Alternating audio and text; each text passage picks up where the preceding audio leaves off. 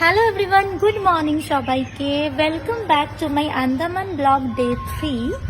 তো এখন আমরা আছি পোর্ট ব্লেয়ারে। এখন আমরা গাড়ি করে যাব ম্যাক ক্রুজ, দেন ক্রুজে করে আমরা যাব হ্যাভলক আইল্যান্ডে। আমাদের হোটেল থেকে তোমাদের জাস্ট ভিউটা দেখাচ্ছি। ওয়েট, জাস্ট অসাধারণ, মানে চোখে না দেখলে যেটা বিশ্বাস করে যাবে না, এতটা সুন্দর লাগছে। প্রথমে তো একটু যখন এসেছিলাম মনটা খারাপ হয়ে গেছিলো, কারণ বৃষ্টি বৃষ্টি হচ্ছিল।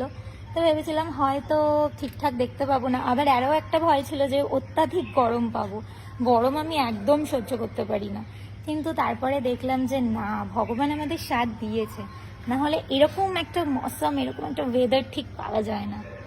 জাস্ট অসাধারণ অসাধারণ, মানে মুখে বলে বোঝানো যাবে না, এতটা সুন্দর, খুব সুন্দর।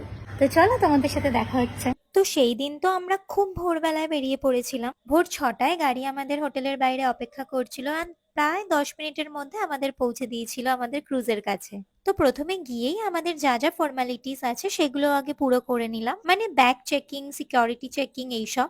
তারপর একটা কফি খেতে খেতেই আমাদের ক্রুজ চলে এসেছিল। আর ক্রুজটা দেখতে কি দারুণ, তাই না? বাইরে থেকে দেখতে ঠিক যতটা রয়্যাল অ্যান্ড ক্লাসি, ভেতর থেকেও ঠিক সেরকম। ভেতরের অ্যাম্বিয়েন্সটা ঠিক এইরকম ছিল।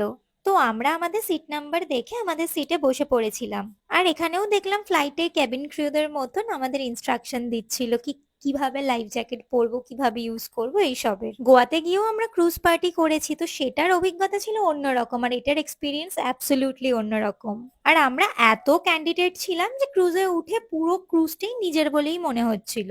খাওয়ার জন্য আবার এরকম টেবিলের ব্যবস্থাও ছিল, টেবিলের উপর রেখে খাওয়াও যাচ্ছিল। তারপর যখন ক্রুজটা ছাড়লো, কিছুটা যেতে না যেতেই আমরা যে সিনটা দেখতে পেলাম সেটা তো আর ক্যামেরা বন্দি না করে থাকতে পারলাম না।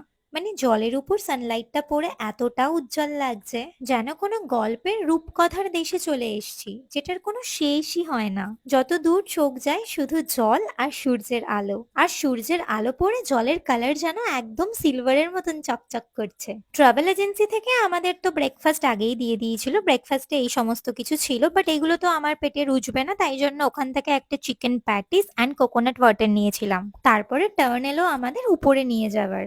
তো আমরা সবাই এক এক করে লাইন দিয়ে দাঁড়িয়ে পড়েছিলাম। তো আমাদের টার্ন যখন এলো আমরা উপরে গেলাম অ্যান্ড এই ভিউটা জাস্ট এনজয় করলাম। প্রত্যেকটা ক্রুজের নিয়ম আলাদা আলাদা থাকে। যেমন এর পরের দিনের ক্রুজ গুলোতে আমরা উপরে উঠে ডান্স করতে পেরেছিলাম, বাট এখানে এইটা অ্যালাউ ছিল না।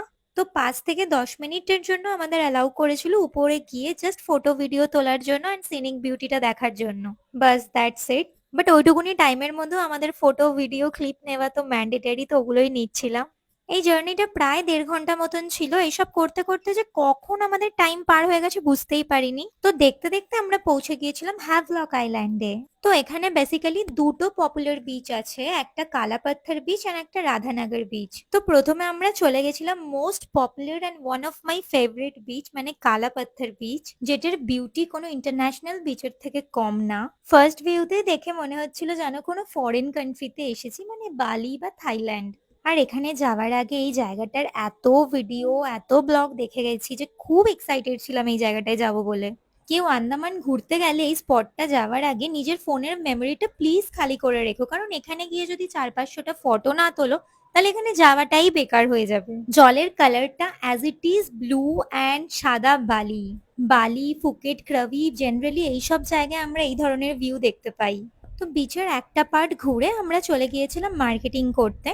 যেখানেই ঘুরতে যাই জিনিস দেখলেই কিছু না কিছু কিনতে ইচ্ছা করে, বাট সবকিছুই আছে, কি আর কিনবো। তো যাই হোক, কিছুটা কেনাকাটা করে আমরা বিচের আরেকটা পার্ট ঘুরলাম। আর একটা দিকও খুব সুন্দর ছিল, ছোট ছোট বসার জায়গা ছিল, অনেক ফটো তোলার জায়গা ছিল। তো তারপর আমরা ওখান থেকে ডিরেক্ট চলে গেলাম হোটেলে। হ্যাভলকেও আমাদের যে রিসর্টটা দিয়েছিল সেখানে আমরা একটা রাতই থাকবো। তো এই ছিল আমাদের রিসর্টটা, আর এই হলো আমাদের রুম। তো সবাই হোটেলে গিয়ে নর্মালি রেস্ট নিচ্ছিল, বাট আমি একটুও রেস্ট নিতে পারিনি, কারণ এনাদের দুজনকে করতে হতো স্কুবা, আর এদের গার্জেন হিসেবে গেছিলাম আমি। কালাপাথের বিচ থেকে এসে আমাদের হাতে প্রায় 1 থেকে 2 ঘন্টা মতন টাইম ছিল। তো ওই ফ্রি টাইমে এরা করেছে স্কুবা। স্কুবার জন্য আমাদের একটা আলাদা স্পটে নিয়ে গিয়েছিল। তো প্রথমে গিয়েই একটা ফর্ম ফিল আপ করতে হয়েছে, দেন ডকুমেন্টস দিয়ে ওদেরকে ড্রেস পরিয়ে ওদের ট্রেনার সামনে ছিল আর নিয়ে যাচ্ছিল। প্রথমে হবে ট্রেনিং, দেন জলে নিয়ে যাবে। তো ওদেরকে ট্রেনার এরকম বেল্ট দিয়ে বেঁধে অক্সিজেন সিলিন্ডার গুলো লাগিয়ে দিচ্ছিল। ওদেরকে দেখে রীতিমতন আমার ভয় লাগছিল, বাট ওদের একটুও ভয় লাগছিল না। যবে থেকে আমাদের আন্দামান যাওয়া ফিক্সড হয়েছে তবে থেকে এরা দুজন পাগল করে দিচ্ছে যে স্কুবা গেলে করবেই। মানে একটা লাইফ টাইম এক্সপিরিয়েন্স, এটা না করলে জীবনের মানে অনেক কিছু ওরা যেন মিস করে দেবে। অ্যাকচুয়ালি তাই। আমাদের জীবন সত্যি অনেকটা ছোট, আজ আছি কাল নেই। তো যখন যার যেটা ইচ্ছা যেমন ভাবে ইচ্ছা করে নাও। আর এরকম অ্যাডভেঞ্চার তো অলওয়েজ করতে লাগে, আমারও অ্যাডভেঞ্চার করতে খুব ভালো লাগে, বাট জলে আমার একটু হলেও ফোবিয়া আছে, তাই জন্য আমি আর স্কুবাটা ট্রাই করিনি। কিন্তু ওদের দেখার পর সাহস আমার বেড়েছিল, বাট টাইম ছিল না যে করবো। বাট অন্য কোনো স্পটে গেলে নিশ্চয়ই আমি স্কুবাটা ট্রাই করব। তো আমি পাড়েই দাঁড়িয়েছিলাম আর ওদেরকে অনেকটা গভীরে নিয়ে গিয়েছিল ট্রেনার। স্কুবার জলের তলার ভিডিওগুলো আমার বোনের ব্লগে দেখতে পাবে তোমরা। তো প্রায় 1-1.5 ঘন্টা আমি ওয়েট করার পর ওরা এলো। তারপর আমাদের ড্রাইভার আমাদের গাড়ি করে ছেড়ে দিল আমাদের রিসর্টে, অ্যান্ড আমরা রেডি হয়ে বেরিয়ে পড়লাম রাধানগর বিচে যাব বলে। রাধানগর বিচ হচ্ছে আনাদার ওয়ান অ্যাট্রাকটিভ বিচ, যেখানে গিয়ে নর্মালি সবাই গিয়ে স্নান করে। আর আমাদের পঙ্গপালরা ওখানে কি স্নান করবে না, এটা তো কোনোভাবেই হয় না। তো ওই দিন আমরা প্রত্যেকে ওই জলে স্নান করেছিলাম এন্ড খুব এনজয় করেছিলাম সবাই মিলে একসাথে। এই ছোট ছোট মোমেন্টস গুলোই সারা জীবন থেকে যাবে। তো তারপরে আমরা নিয়ারেস্ট একটা হোটেলে গিয়ে আমাদের লাঞ্চ করে নিয়েছিলাম। লাঞ্চ করে আবার সাইডে কিছু দোকান ছিল, মানে প্রত্যেকটা স্পটই টুরিস্ট প্লেস মানেই কোনো মার্কেটিং এর প্লেস থাকবেই। তো প্রত্যেকটা দোকানে ঢুকে ঢুকে কেনা দেখা এগুলো প্রায় আমাদের সবারই অভ্যেস, তো এইসবই করছিলাম। তারপরে আমরা রওনা দিলাম আমাদের হোটেলের উদ্দেশ্যে। আর ঠিক তখনই একটু হালকা হালকা বৃষ্টি পড়ছিল। হ্যাভলকের রাস্তাগুলো এতটা সুন্দর, আর তার সাথে বৃষ্টি আর এই জঙ্গলের মধ্যে দিয়ে গাড়ি এগিয়ে যাওয়া যেন একটা অপরূপ দৃশ্য। এখন সত্যি এই ভিডিওতে ভয়েস ওভার দিচ্ছি আর রাস্তাগুলো সেই দিনগুলো যেন মিস করছি।